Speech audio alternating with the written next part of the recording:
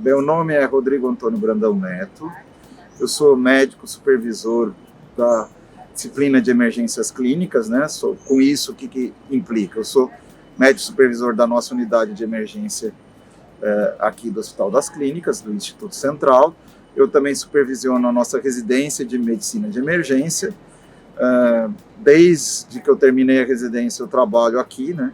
Foi quase concomitante a minha residência iniciar o trabalho aqui e acompanhei as grandes diferenças que foram ocorrendo na melhora do atendimento de emergência, no aprimoramento do nosso pronto-socorro.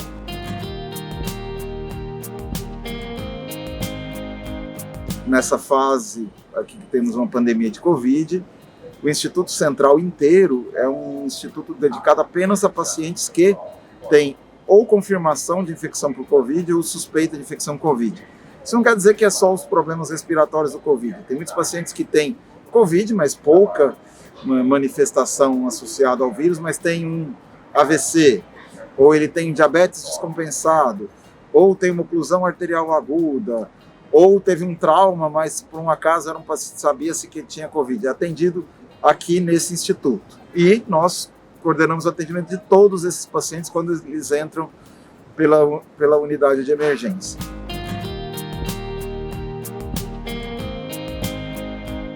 Decisões sobre isolamento ou o que fazer com a economia, porque são difíceis, né? Elas não são fáceis, cada um sabe o que passa. Então, a pessoa que está sem um emprego e está sem renda, ela sabe o que ela sofre e eu não vou ser pretensioso de dizer o que ela deve fazer ou não fazer. O isolamento serve para uma coisa, para não deixar o sistema de saúde colapsar. A doença não é o ebola das vias aéreas que vai todo mundo morrer.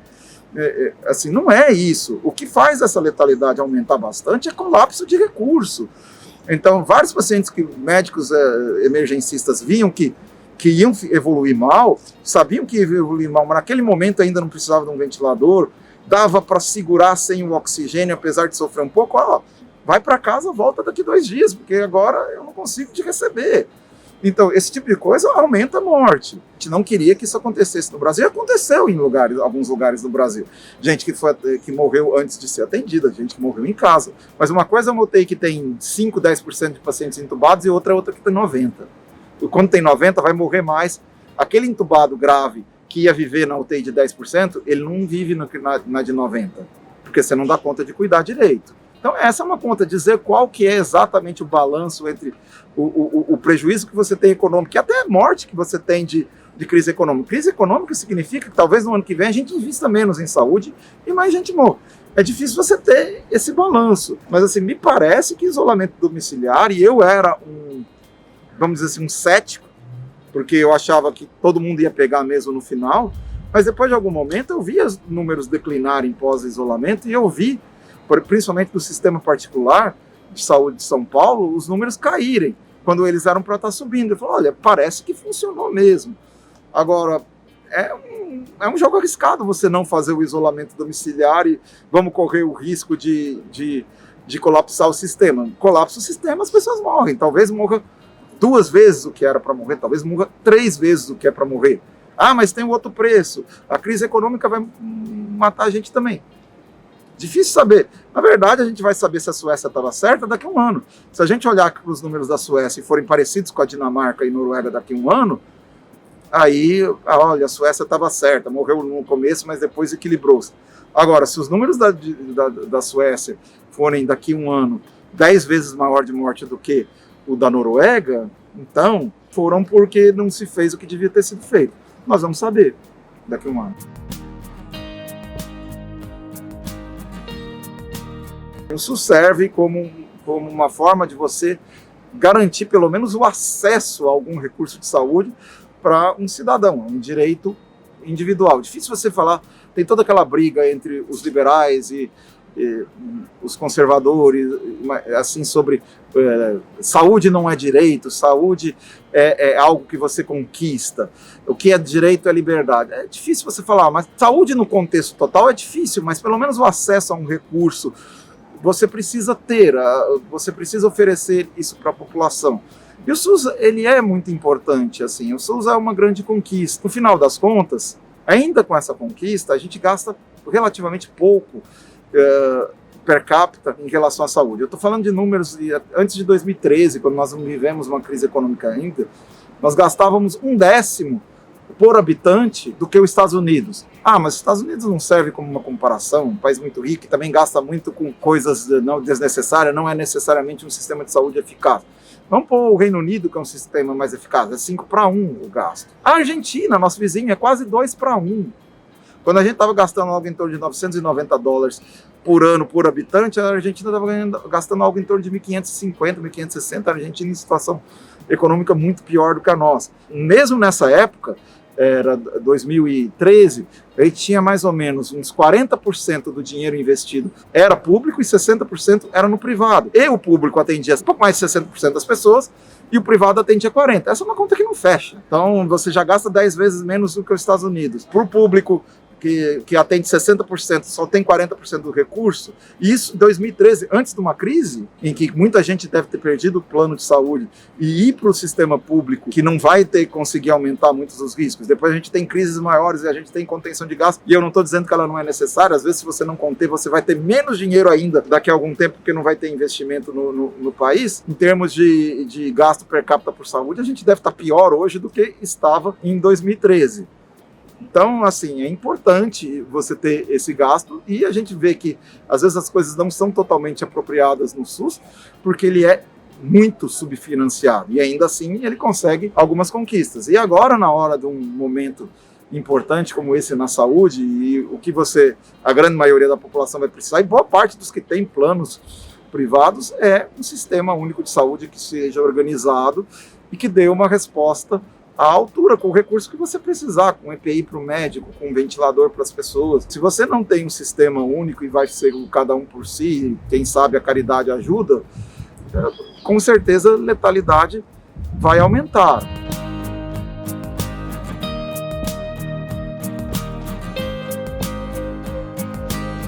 Algoritmos de decisão clínica, eles são variáveis para cada circunstância e tendem a tentar nos ajudar. Então, por exemplo, muitas das coisas que a gente faz intuitivamente, a gente pode transformar em ferramentas. Quando eu vejo um paciente com pneumonia e ele não está grave, aqui ele tá, olho para ele está bem, olha a saturação dele está 98, frequência cardíaca está boa, pode dar alta. Então, às vezes isso é intuitivo para o médico experiente e não tão intuitivo para alguém não tão experiente. Então, às vezes, quando você costuma transformar isso num score, isso pode te ajudar. Então, você faz um score tipo PORT ou PSI, e eu sou um ponto para a idade, eu sou um ponto para comorbidade, eu sou um ponto para isso, e às vezes te ajuda a tomar uma decisão, principalmente para aquele médico menos experiente. Mas o estudo original do PORT, por exemplo, mostrou que o algoritmo de decisão que foi baseado em estudo teve uma performance melhor em predizer o que ia acontecer com o paciente do que o próprio médico experiente falando.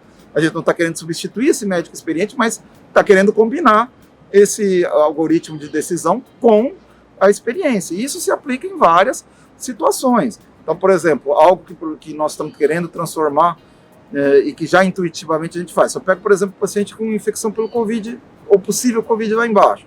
Ele está bem, ele está saturando 95%. Mas ele tem 60 anos...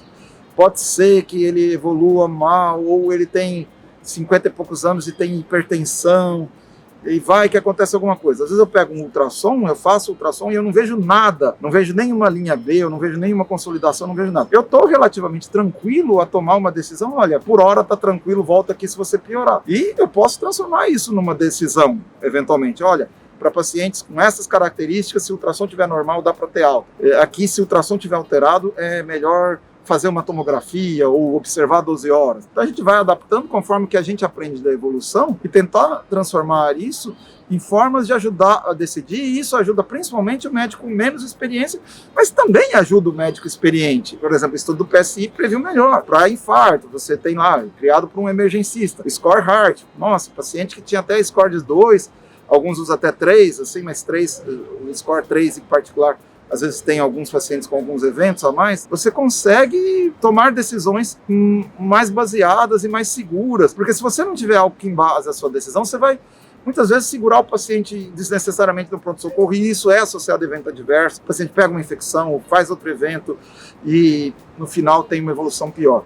Então, servem para isso e ele, na verdade, é uma racionalização de tudo que você sabe, tentando transformar isso em um instrumento mesmo que mostre qual é o melhor caminho. Guidelines não são necessários para quem sabe tudo. Guidelines são necessários para nos ajudar, mas ajudam mesmo aquele médico que sabe bastante, você instrumentalizar e mostrar o caminho. E aí é claro que daí tem o improviso e a arte da medicina.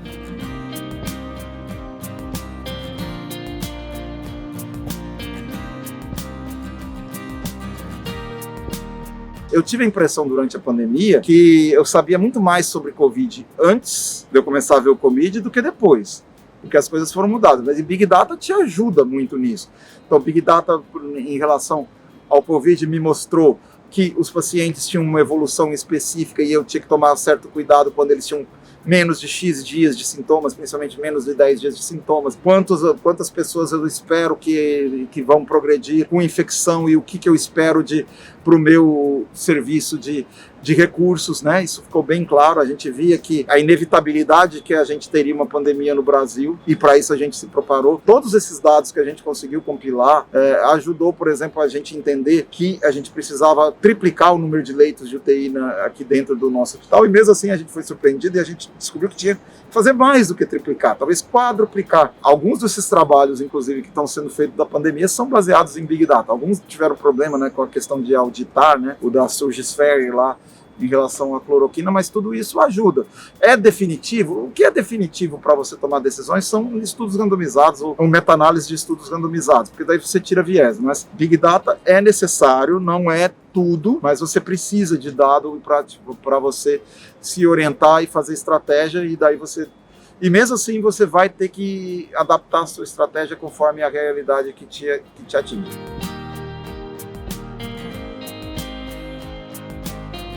O Brasil chegou num momento da pandemia em que ela já tinha passado pela Europa inteira, já tinha passado pelos Estados Unidos, vai chegar a nós. Então é meio ilusório para uma droga que já estava usada, né, que já foi usada na Espanha, na Itália e em outros locais, fosse nós que fôssemos ser os grandes descobridores sobre o que acontece com a cloroquina. Tudo bem, a gente tem um grande volume, mas é um volume que chega...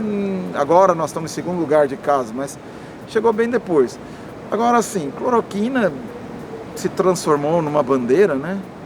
E na época que a gente tem situações relativamente sérias, a gente quer soluções milagrosas, né? Algo do ser humano, querer algo que resolva o problema e dê esperanças. Mas assim, cloroquina já foi testada para dengue, febre amarela, para ebola. A gente não usa a cloroquina para nenhuma dessas situações. Então, assim, não é muito esperado isso. E se nós vamos olhar para a história, qual que foi a doença viral aguda que na história da humanidade tinha um tratamento específico realmente eficaz? Eu não consigo lembrar nenhuma. A gente tem doenças virais crônicas, como hepatite B e C, que tem resposta antiviral, com uso prolongado do antiviral para ter algum efeito. Então, não é muito... vamos dizer assim, acreditável que vai realmente resolver. E por outro lado, essa história de vamos dar o remédio, mal não vai fazer, que seja um placebo, um comprimido como se fosse de farinha de trigo, que mal faz. Costuma fazer mal. Se você for olhar estudos assim, que você compara drogas que você dá para o paciente, mesmo que não sejam drogas potencialmente realmente com muitos eventos adversos, quando você olha em estudos, costuma ficar mais alta a mortalidade no grupo que recebe o medicamento do que outros. Lidocaína para infarto agudo do miocárdio, considerando que infarto agudo do miocárdio normalmente as pessoas morriam de taquicardia ventricular e lidocaína é feita para isso, se acreditava que ia salvar muitas vidas, matou mais de 80 mil americanos. E é mais americano do que morreu na guerra do Vietnã. Então a chance de dar errado é maior do que a de dar certo. Então essas coisas, o que podemos perder? O paciente pode morrer, vamos dar. Em geral, atrapalha. Em geral, não ajuda. O que a gente tem de evidências, assim, teve um estudo lá do Lancet que foi retirado porque não pode ser auditado, teve um estudo favorável à cloroquina sem grupo controle, que também foi retirado, e o que tem até agora não parece bom. Você teve um trial de profilaxia que aumenta o evento adverso e não melhorou. Você tem um estudo randomizado que foi interrompido porque tinha um pouquinho mais de evento de mortalidade no grupo cloroquina do que no grupo grupo placebo. É claro que não tinha significância estatística ainda, mas via-se que não ia mudar isso e os eventos adversos eram maiores no grupo cloroquina, então o estudo foi interrompido. Todos os estudos que têm resultados parciais que eu leio não me mostram outras coisas. O que máximo você consegue hoje eu vi um estudo positivo, que era, demos para 114 pessoas e ninguém teve evento adverso. Ok. Assim, mostrou algum benefício a mais? Provavelmente não. E se você falar, cloroquina é usada para lúpus, artrite, mas tem eventos colaterais também. E se você pega, e não é a mesma coisa que você dá para uma pessoa que não tem nada respiratório. Você pega um paciente que está hipoxêmico, que faz miocardite, que faz um monte de complicações, toca a cloroquina no meio, dá outros remédios no meio. Assim, a chance dessas coisas se interagirem e fazerem eventos adversos é muito grande.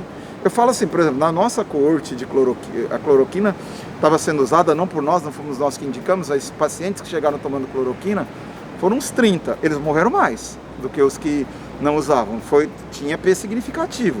É claro que eu não vou tirar conclusões, cloroquina realmente é um remédio matador baseado nisso. Eu tinha 30 pacientes de todo o universo, não dá para ter essas conclusões, mas eu não acredito que vá ter grandes diferenças. O que vai fazer diferença é o cuidado bom de UTI, cuidado bom de enfermagem, uma enfermagem qualificada. Se você tiver recursos adequados, a grande maioria dos pacientes vai sair vivo, mesmo quem vai para ventilação mecânica. É claro, assim, se você tem uma UTI que tem 80% dos pacientes em ventilação mecânica, uma enfermagem sobrecarregada, cuidando de uma enfermeira de 20 pacientes, outro auxiliar aqui, provavelmente não vai dar muito certo, a mortalidade vai ser maior que 50%. Mas se você tiver uma enfermagem que está, uma enfermeira para cada 2 pacientes, ventiladores apropriados, uma equipe motivada e qualificada, a letalidade não vai ser muito alta. Tem trabalho mostrando que UTIs com essas características tiveram uma letalidade em ventilador de 30%. E uma coisa também é uma UTI que tem 15% de pacientes entubados e outra que tem 90%. A que tem 90% vai morrer mais.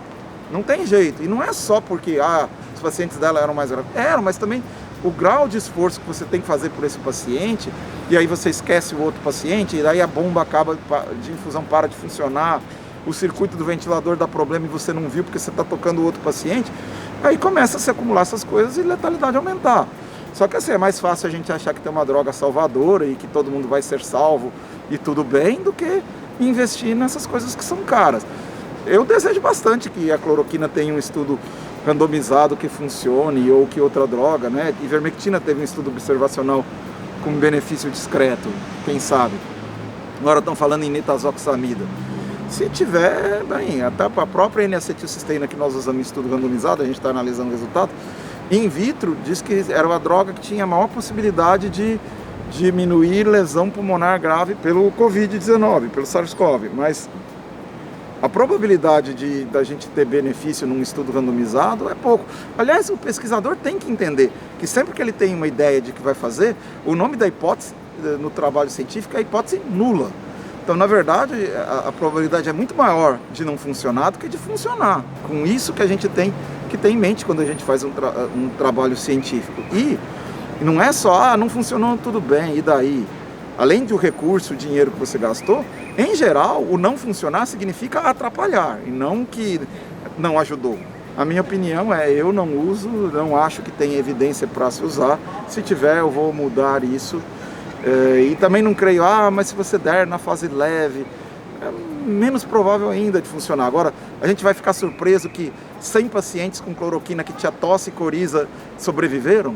Em geral sobrevive mesmo, né? Que bom que quando a gente tem tosse e coriza a gente sobrevive. Não é surpreendente que tenham sobrevivido na série sem controle, era o esperado, né?